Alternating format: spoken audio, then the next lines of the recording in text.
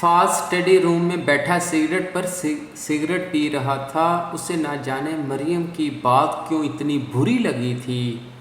وہ فاز کو اس طرح کا انسان سمجھتی ہے جو اسے نیچا دکھانے کے لیے اس حد تک چلا جائے گا۔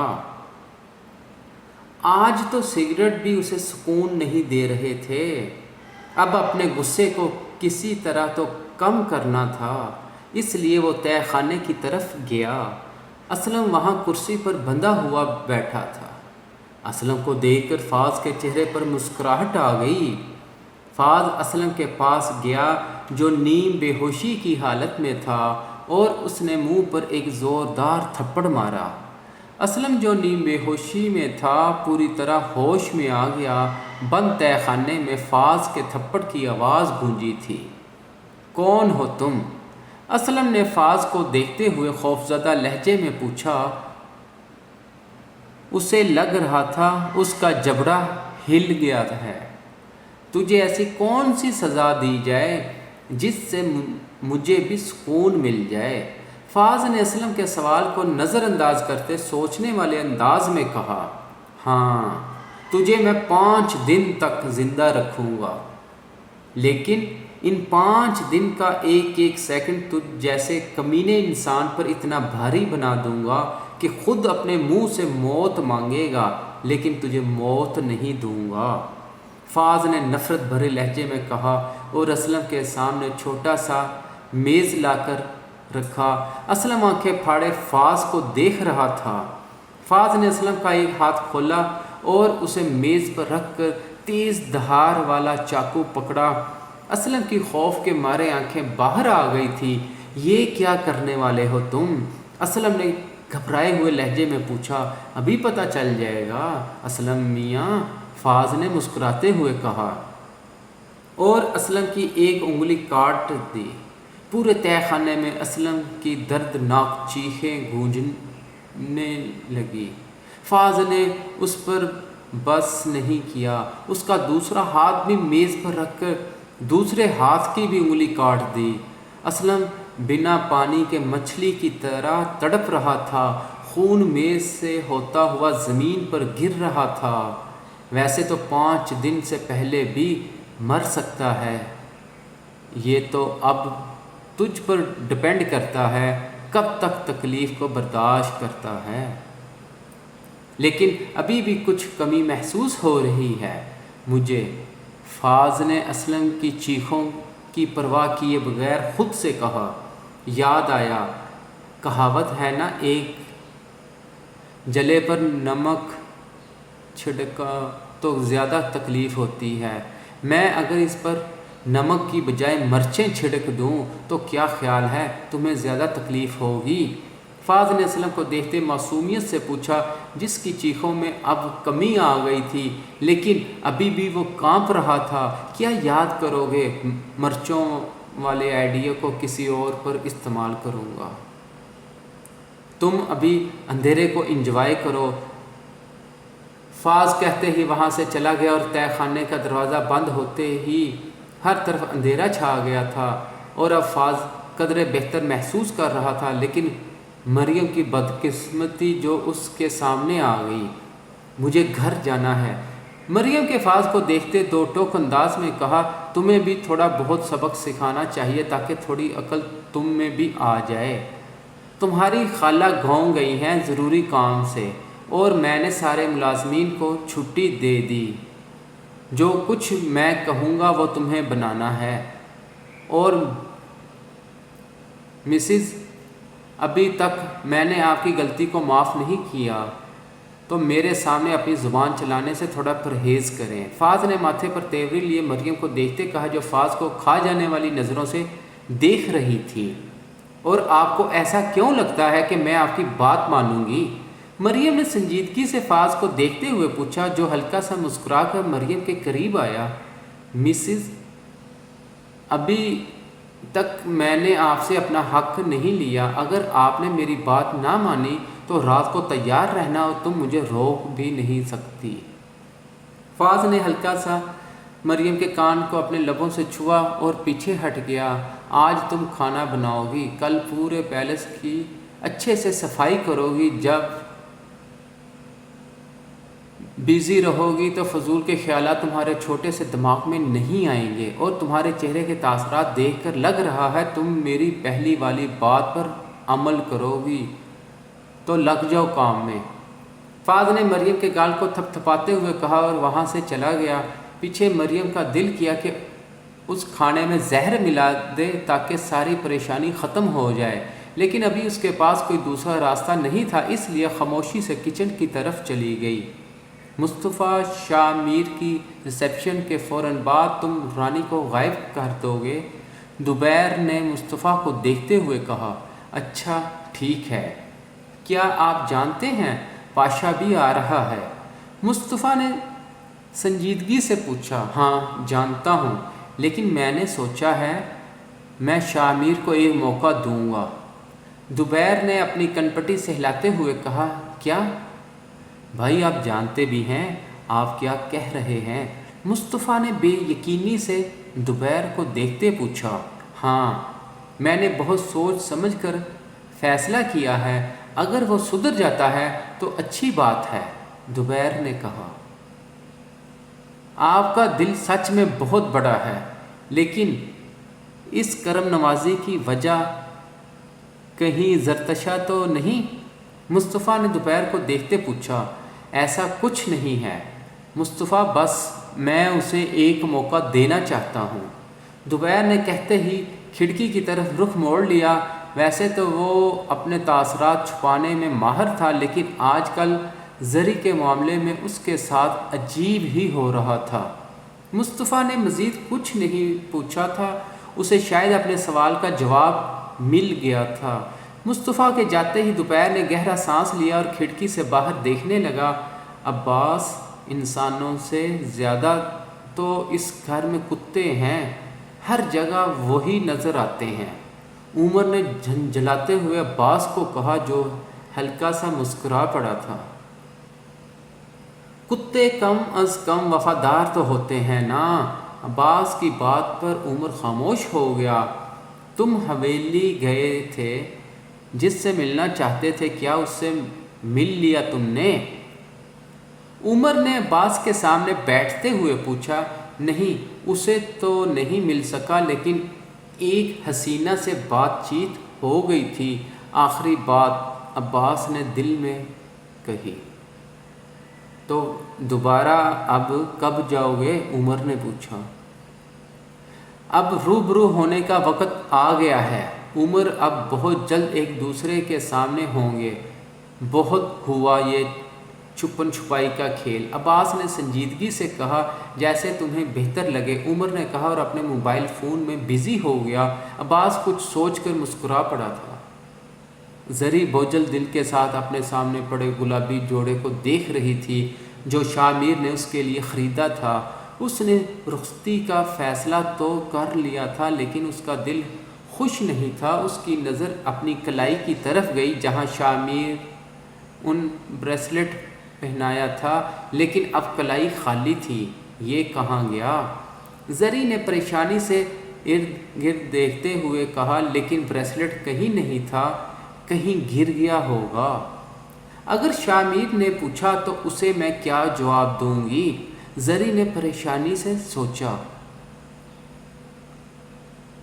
چھت پر گرا ہوگا۔ زری کو یاد آیا کہ وہ زیادہ چھت پر ہی جاتی ہے، تو وہی ہوگا۔ زری چارپائی سے اٹھی اور چھت کی طرف چلی گئی۔ چھت پر جا کر اس نے ہر طرف دیکھا، لیکن بریسلٹ کہیں نہیں تھا۔ اسے ڈھونڈ رہی ہیں آپ؟ پیچھے سے آتی دوپہر کی آواز نہ چاہتے ہوئے بھی زری کے چہرے پر مسکراہٹ لے آئی تھی۔ شاید چھت پر آ کر اس کی چھٹی حس کہہ رہی تھی، وہ ضرور آئے گا۔ زری نے دوپہر کی طرف دیکھا تو اس کا چہرہ سنجیدہ تھا۔ زری نے دوپہر کے ہاتھ میں پکڑے بریسلٹ کو دیکھا، جو سیم ویسا ہی تھا جیسا شاہ میر نے زری کو دیا تھا، لیکن یہ شاہ میر کا بریسلٹ نہیں تھا۔ رات جب زری سو رہی تھی تو دوپہر اس کے کمرے میں گیا اور اس کے ہاتھ سے بریسلٹ اتار کر جیسے آیا تھا ویسے ہی باہر چلا گیا۔ اس نے زری کے چہرے کی طرف نظر بھر کے نہیں دیکھا تھا۔ وہ جانتا تھا اگر وہ غور سے اسے دیکھ لیتا تو اس کا واپس جانا مشکل ہو جاتا۔ جی لیکن یہ آپ کو کہاں سے ملا؟ زری نے اپنے ہاتھ کی ہتھیلی دوپہر کے آگے کرتے ہوئے پوچھا۔ یہی چھت پر گرا ہوا تھا، مجھے لگا شاید آپ کا ہی ہوگا، زیادہ آپ ہی چھت پر آتی ہیں۔ دوپہر نے بریسلٹ کو زری کی ہتھیلی پر رکھتے ہوئے کہا۔ دوپہر کے ہاتھ کی انگلیاں زری کی ہتھیلی کے ساتھ ٹچ ہوئی تھی۔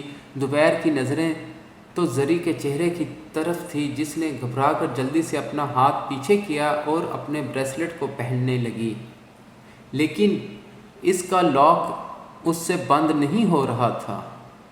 میں کر دیتا ہوں، دوپہر نے شاید زری سے پوچھا نہیں تھا بلکہ اسے بتایا تھا، اور آگے آ کر زری کا نرم بازو اپنی گرفت میں لیا۔ زری کے چہرے کی ہوائیاں اڑ گئی تھی، اگر کسی نے اسے دیکھ لیا تو اس کی خیر نہیں۔ دوپہر نے بہت پیار سے زری کا ہاتھ پکڑا تھا۔ میں خود کر لوں گی، زری نے کہا اور اپنا ہاتھ پیچھے کرنا چاہا، لیکن دوپہر کی گرفت اتنی بھی نرم نہیں تھی کہ زری آسانی سے اپنا ہاتھ باہر نکال سکے۔ دوپہر کی ایک گھوری سے زری سہم گئی تھی۔ دوپہر نے خود زری کو اپنا لایا ہوا بریسلٹ پہنایا اور پھر پیچھے کھڑا ہو گیا۔ زری نے شکر ادا کیا تھا اور وہاں سے جانے کے لیے مڑ گئی۔ آپ نے رخصتی کا اچھا فیصلہ کیا ہے، دوپہر نے کہا۔ زری کے چہرے پر طنزیہ مسکراہٹ آ گئی تھی۔ زندگی تو میری خراب ہو چکی ہے، اب چاہے رخصتی کر کے شاہ میر کے پاس جاؤں یا رخصتی کے بغیر، اس سے فرق نہیں پڑتا۔ زری نے مڑ کر دوپہر کو دیکھتے کہا، جو بالکل ہنس پڑا تھا، اور ایک پل کے لیے تو زری دوپہر کو دیکھ کر محوت رہ گئی تھی، لیکن جلد ہی اس نے اپنے سر کو جھٹکا ہوش میں آئی۔ دوپہر زری کے پاس آیا، اتنا پاس کہ زری اس کے پرفیوم کی خوشبو کو اچھے سے محسوس کر سکتی تھی۔ کہتے ہیں جو ہوتا ہے ہماری بھلائی کے لیے ہوتا ہے، آگے ہمارے ساتھ کیا ہونے والا ہے کسی کو نہیں پتہ، لیکن ہمیں اتنا یقین ہونا چاہیے کہ اوپر والا کبھی بھی اپنے بندوں کے ساتھ برا نہیں کرتا، کوئی نہ کوئی اس میں حکمت ہوتی ہے۔ آپ کو بھی یہی سوچنا چاہیے، دوپہر نے زری کی سہمی ہوئی آنکھوں میں دیکھتے کہا اور پھر وہاں سے چلا گیا۔ یہ کیا بول کر گیا ہے؟ زری نے اپنے چہرے پر ہاتھ پھیرتے ہوئے خود سے کہا اور خود بھی نیچے بھاگ گئی۔ پاشا، مجھے تمہاری آفر قبول ہے، رانا نے اپنی غصے پر قابو پاتے کہا۔ ارے یہ تو اچھی بات ہے، اور تمہارا بیٹا کیسا ہے؟ پاشا نے ذیشان کے بارے میں پوچھا۔ ابھی تک بے ہوش ہے، لیکن جس نے بھی اس کے ساتھ یہ سب کچھ کیا ہے، جان سے مار دوں گا اسے میں، رانا نے سرد لہجے میں کہا۔ ذیشان نے حسیب کو ایک ضروری کام کے لیے بلایا تھا، لیکن جب وہ وہاں پہنچا تو ذیشان کو خون میں لت پت دیکھ کر شوق ہو گیا اور جلدی سے اسے ہسپتال لے گیا۔ رانا کو جب پتہ چلا تو اس نے سوچ لیا تھا کہ وہ پاشا کی آفر کو قبول کر لے گا، اور اس وقت پاشا کے سامنے بیٹھا تھا۔ تم عباس کو جان سے مروانا چاہتے ہو؟ پاشا نے وائن کا گلاس لبوں سے لگاتے پوچھا۔ نہیں، میں اسے بے بس کرنا چاہتا ہوں تاکہ وہ میری بیٹی سے شادی کر لے۔